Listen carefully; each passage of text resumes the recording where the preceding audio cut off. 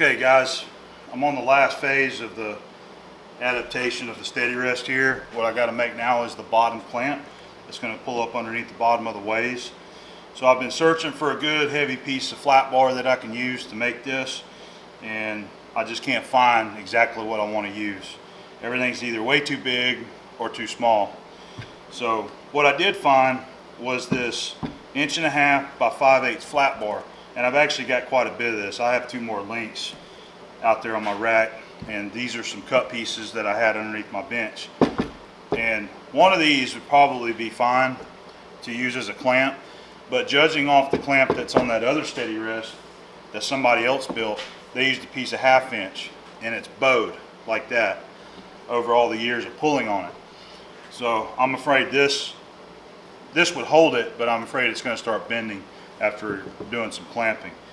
So since I don't have the right thickness that I want to use, I think I'm going to use 2 of these pieces and stack them like that.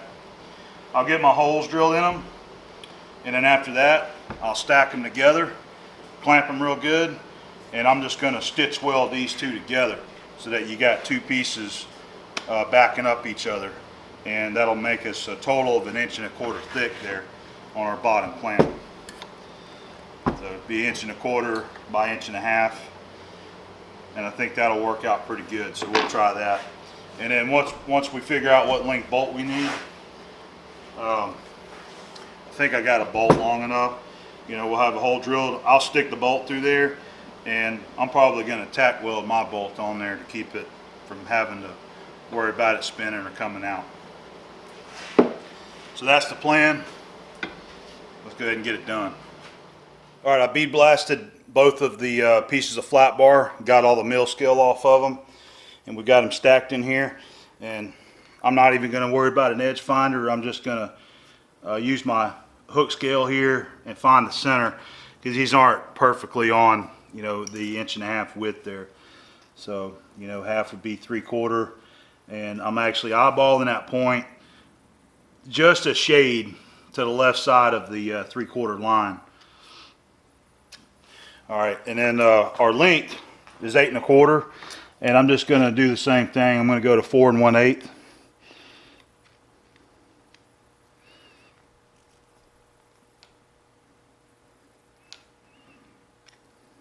Okay, there's your 4 1/8, and I'll check it on this side just to make sure that I'm good and equal on that.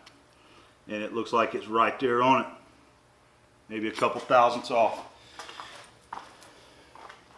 All right, so we're going to go ahead and just lock it in and just do a simple drilling op.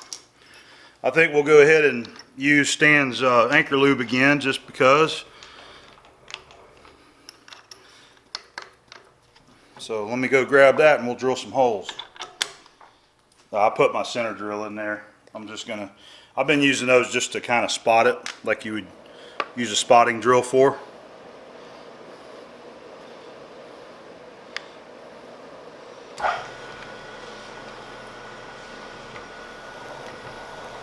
Just kind of spot it in. And this is a 5/16 with a fresh grind on it.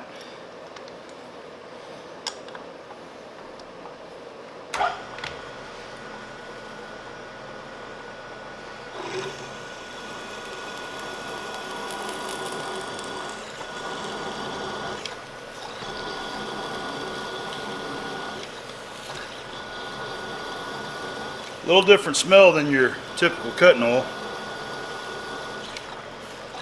They say this is vegetable based, and you can clean up with soap and water.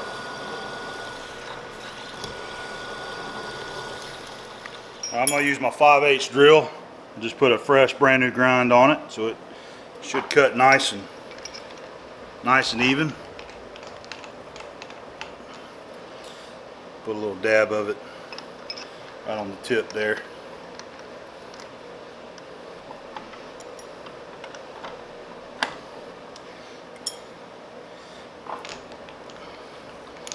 Get some down inside there.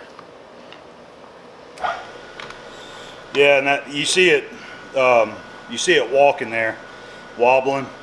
That's an old drill. It's been abused pretty bad. It doesn't run true anymore. That's another tool I need to replace, is a 5/8 drill bit. I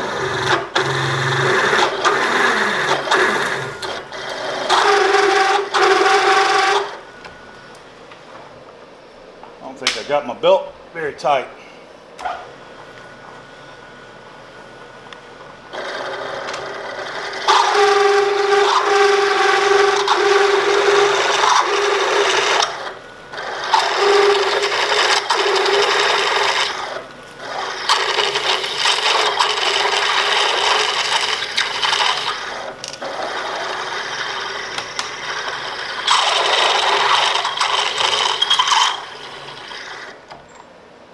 Alright, that'll work. That's hitting the bottom of the vise there. Okay. I'll just do a, we're just going to do a quick little chamfer.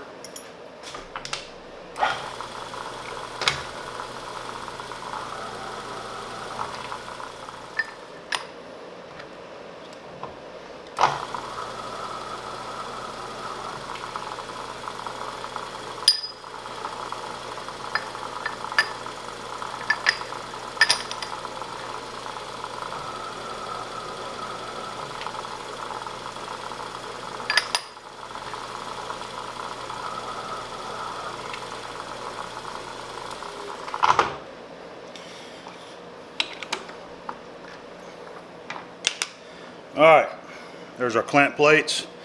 So I'll clean them off and we'll go put a couple stitches on here to hold them together. Alright, getting ready to weld it. I want to use my stick welder this time. Got it marked 2 inches from the end. Just going to put a 2-inch weld on each side to hold it together. I've got the bolt drawing it up.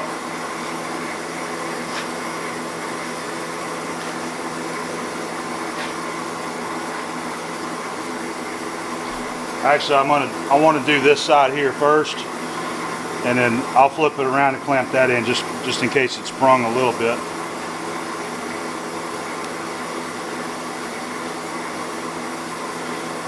Won't weld without a ground.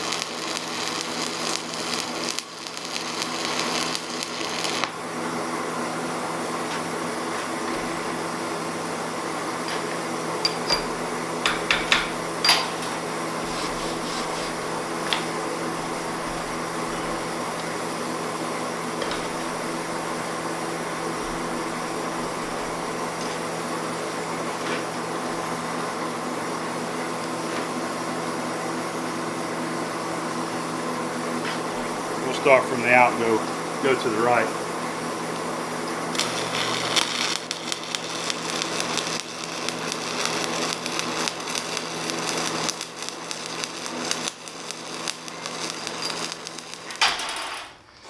I'll probably get my one of my flapper discs and just kind of dress it, make sure that, you know, just kind of slick everything up.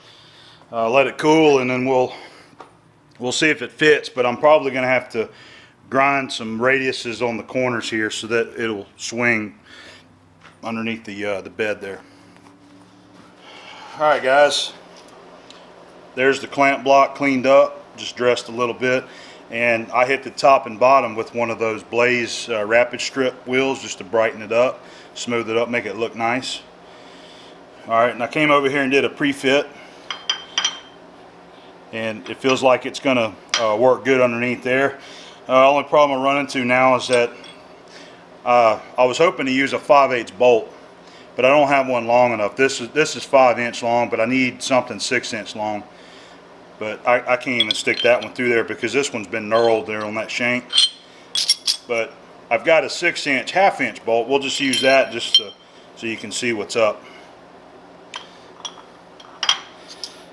Alright, so there it sits, pulled up to the ways, and then if I stick this flange nut down over it, I got it cocked sideways in there. Alright, you see 6 inch is just about the right height there. Okay, maybe add another 1/8 inch to it or so, just so that, you know, whenever you go to loosen it, you got a little bit extra thread there for it to drop down. But so we're gonna have to go ahead and make a stud. That's what I'm gonna do anyway. Hopefully I can find a piece of 5/8 shafting around here somewhere, and we'll cut a piece off. I'll go over to the Victor, and we'll just we'll thread us a piece, and I'll have it to where I can just weld the back of it there flush on the end. Okay, so let's see if we can make us up a stud now. Alright guys, I found a piece of 5/8 cold rolled, so we're going to use that for our stud. First thing I'm going to do is just put it in one, put one end in there, and just cut a little bit of a bevel on the end for some weld.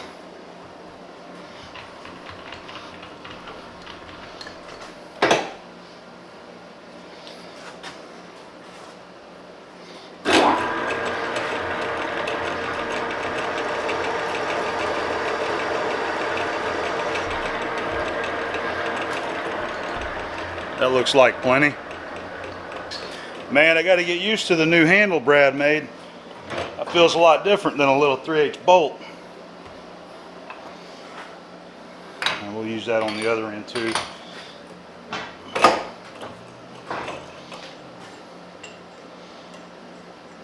Alright, I need to determine my stick out. I'll be right back. Alright, the nut's 7/8 thick. I'll probably want to go thread about 1 1/4 inch of the rod. I did cut it just a little bit long, but we can I'll check everything before I weld it and make sure that we got enough there, enough thread. So got about 1 5/8 inches hanging out.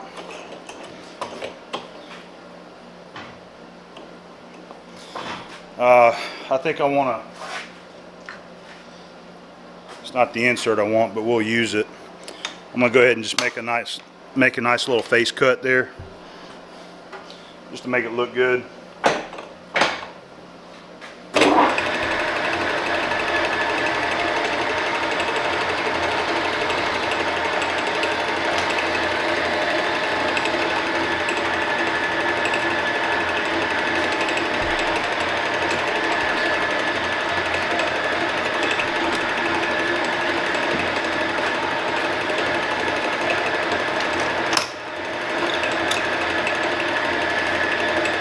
Go ahead and cut us a bevel on here.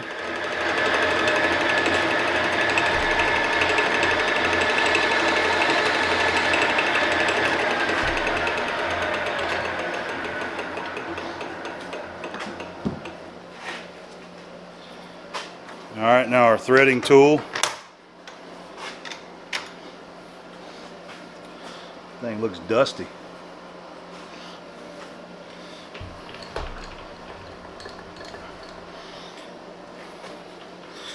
And let me get you in so that you can see it. We'll just go ahead and I'll just go 1 3/8 right there. Make a witness line. Okay. I'm going to go ahead and get my compound and dial set to 0 here.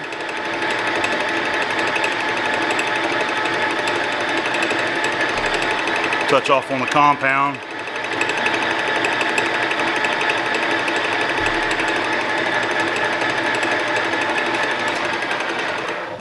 we're not going to thread it that fast. All right, let me get it set up. We want 11 pitch. 5/8 is 11. So I want BD4. BD4. Okay. And on my, this is the same thing that I showed in S&S. On mine, okay, there's my thread gauge. I can go 1, 2, 3, 4, or I can just hit in between. So I think on this one I'm just going to hit the numbers 1, 2, 3, 4. All right, because the odd pitch you want to go every other line depending on where you start. You have to remember where you start at. So I'll start on 1. That way I know that I can hit any number. And if I remember correctly, that's 68 thousandths in feed, but we'll sneak up on it and check it. All right, I need a thread pitch gauge. All right, just getting my pitch gauge set up here. Let's make a scratch pass.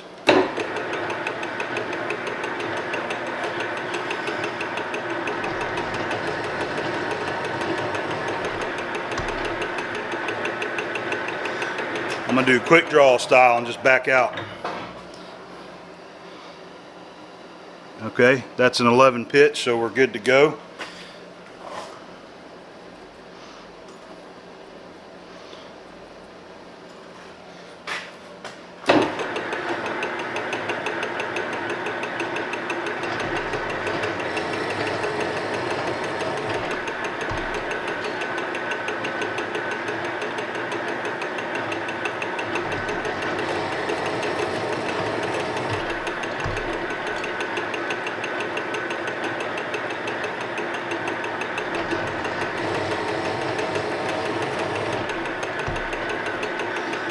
Just taking it nice and easy. I'm not trying to get real jerky with it. Just watching that tool get right to the end and just backing out about a half a turn each time.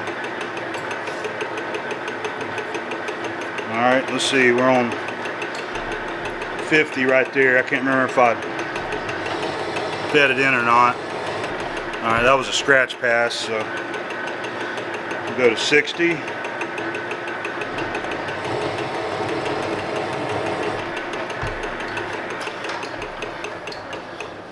We'll see. I'm gonna have to file the top a little bit too. I didn't take it under any. All right, so we're gonna have to go a little bit more, and I'll have to go ahead and do a little filing now. You want to drop that OD a few thousandths under.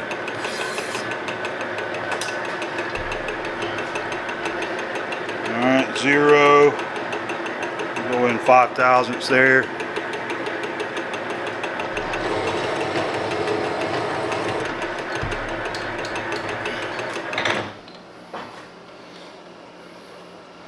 Getting close. Need a little bit more. I'm on 65, so I'll just take it to 68. See if we hit it. It's 3 thousandths.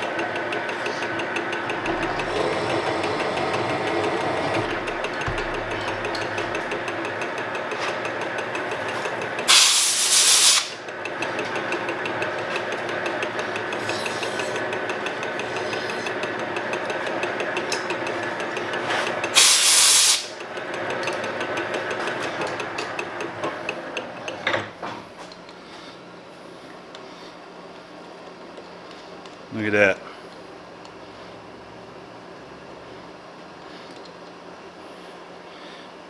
I could have backed off probably 1 or 2 and made it fit, but that's a good fit right there. I want to polish it just a touch. Got some wore out paper here.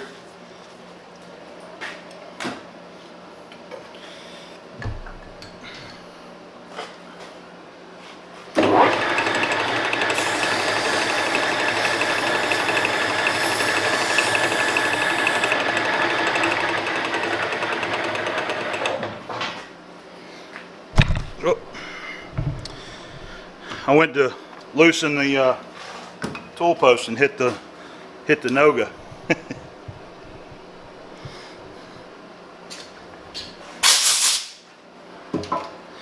All right, I think we're good. I'd still say that's faster and cheaper for me than going down to Lowe's and buying a bolt. Better when you make your own parts anyway. All right, let's go do a mock-up and see if it's going to work. Okay, got our stud. We'll move these out of the way. There's our stud. We got our flange nut. Okay.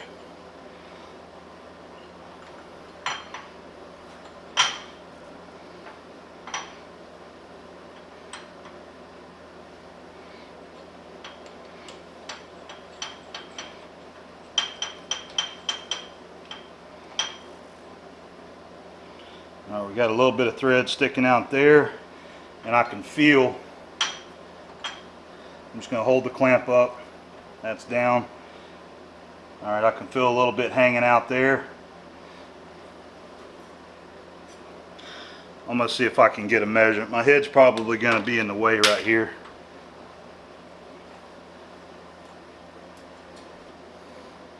I'll stick it in there.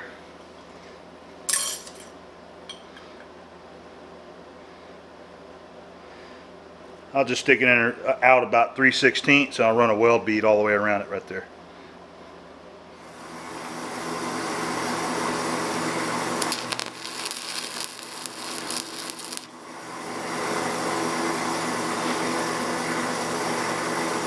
I'm just trying to make sure that it's square,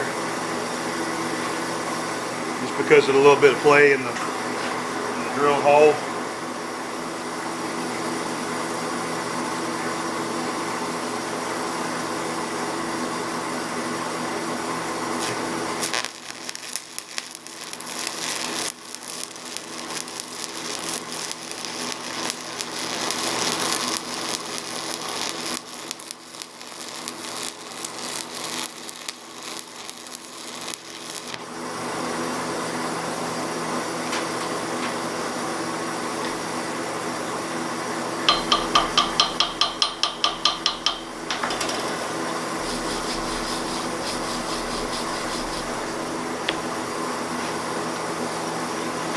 Alright, I think that'll hold it.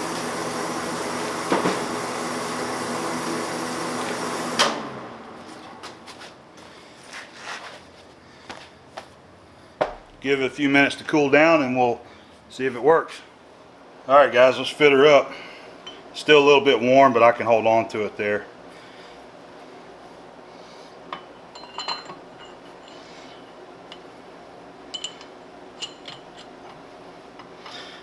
Yep. I got some of the dust. You see that?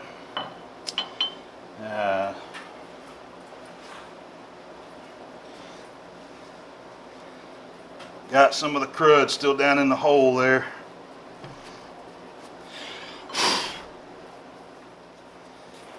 Alright, let's try it again.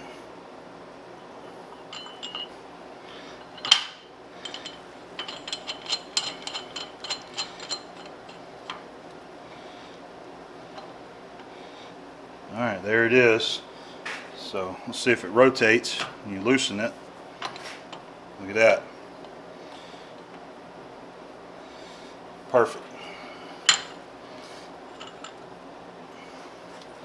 I went ahead and brought my, this is that wrench I showed you I bought at the flea market that fits these, but, okay, I guess it will work. I thought it was going to be too close to use that. I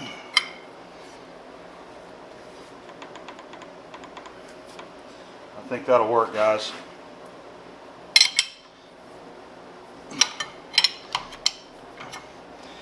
Very happy about the thickness of the block. I'm glad I did that instead of just going with one plate. All right.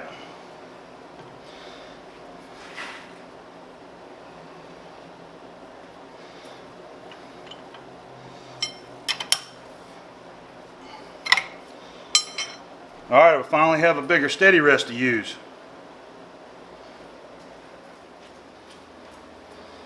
Alright guys, that's going to be the end for this video series here on adapting the steady rest to the Monarch, and I'm glad to get it done. So hopefully real soon I'm going to go ahead and I'm going to make another one of these plates, and probably won't show it because you've already seen what it takes to make one. I just have the correct dimensions in my head now on what it needs to be, and we'll go ahead and get that taken care of. But so we've got a nice upcoming project that we're going to start on, and you know, it's going to include that big shaft down there that I already pointed out, and the smaller steady rest was not big enough to hold that, so I wanted to go ahead and get this ready so that I could use it. But not only for that, is I've always needed a larger steady rest on this lathe, and that's one of the reasons why you've never seen me use one, is because I didn't have one. So we're good to go now. But anyway, this has been a fun project, and I hope you enjoyed watching me go along and get this thing done. So hopefully we can keep them coming, and we'll see you guys later. All right.